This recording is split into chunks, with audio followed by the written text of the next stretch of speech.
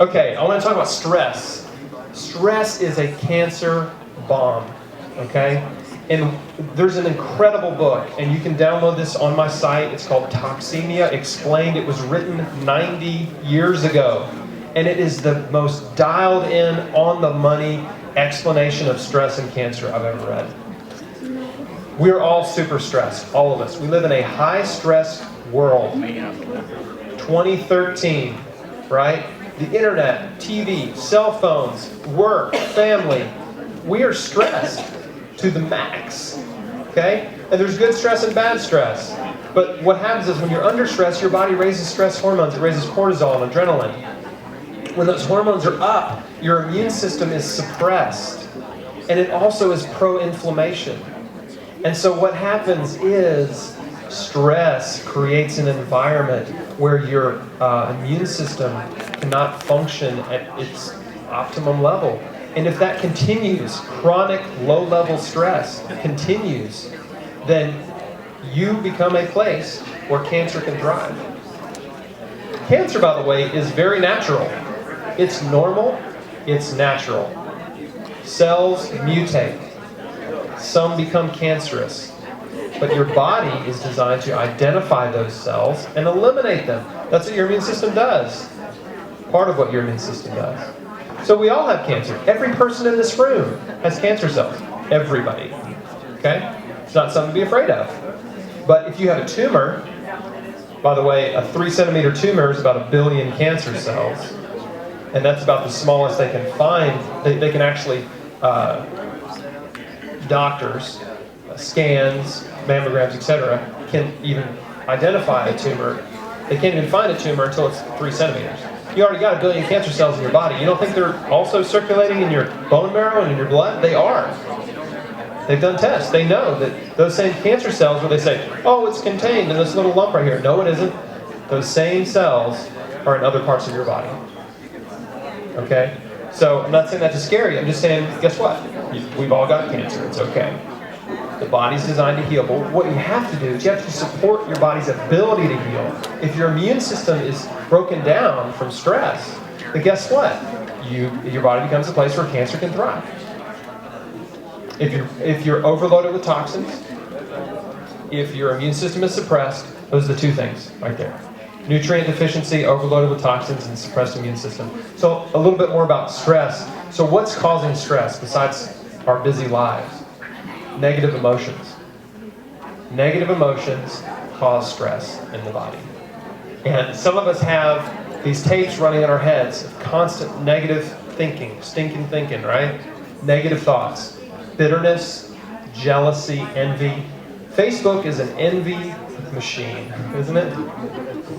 Facebook creates more envy than probably anything in the history of humankind.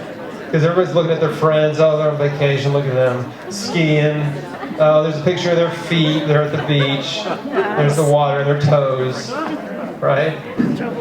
But those emotions, envy and jealousy and bitterness, unforgiveness, if you harbor those emotions, what you don't know is it's raising your stress level in your body. It's raising your stress hormones, and it's going to make you sick.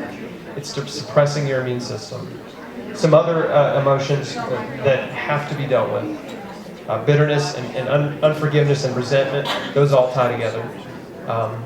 Guilt. If you hate yourself, if you're guilty about things you've done in the past, you have got to forgive yourself. Okay? And because when you hate yourself, you're creating those same stress hormones in your body, that same stress. And so I counsel a lot of cancer patients. I do some coaching, and try to encourage people. And I've coached people all over the world, and that's something that we always deal with, always. Stress it's always a major stress issue. Other causes of stress are moving, that's a huge one. Getting married, getting divorced, losing a loved one. Those are major stress issues, and you'd be amazed at how many cancer patients I talk to that have had some of those very traumatic events in their life, just within a year or two of their cancer diagnosis. A lot of them have had root canals within a year or two of their cancer diagnosis. It's an amazing connection between root canals and cancer, and Bob talked about that last night. So You've got to deal with stress. If you do all the diet and all the nutrition and all that stuff, and you don't deal with your emotions and your spiritual life, guess what? It may not help you. That may be the one thing you need to change. You might be able to get away with eating Wendy's cheeseburgers and smoking cigarettes and drinking martinis every night. Because there's some 90-year-old people that have been doing it their whole lives. You know what I mean? You might be able to get away with that if your emotions are healthy. I'm not saying that's a prescription, right? But what I am saying is you can't leave it alone.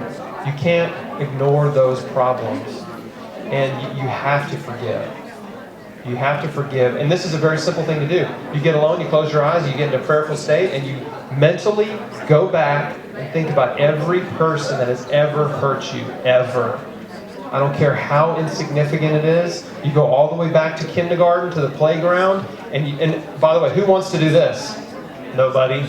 Who wants to dwell on all the times they had their feelings hurt, or somebody was cruel to them, or worse, you know? But it's important. And you go back and you think about each instance, and you just try to remember each one, every single person that's ever hurt my feelings, and you forgive them. You just say, I'm letting this go. I'm not going to carry it. I forgive this person. Speak it out of your mouth. Say, I forgive them. I'm not going to hold on to it. God, they're in your hands. You're in control. I'm not going to worry about it. I forgive them. And you really want to get there? You say, I don't want to, but I'm doing it. Okay? Bless them. It's hard, but Lord, I'm giving it to you, and you bless them anyway. Okay? That's when you know you're really making some progress. And you know what happens? You do that a few times. Depending on the situation, it may take many times. It may take once or twice. But at some point, you really will forgive them. They really will not affect you anymore. They will be gone, out of your mind, out of your emotions. And when you think about them, it won't matter.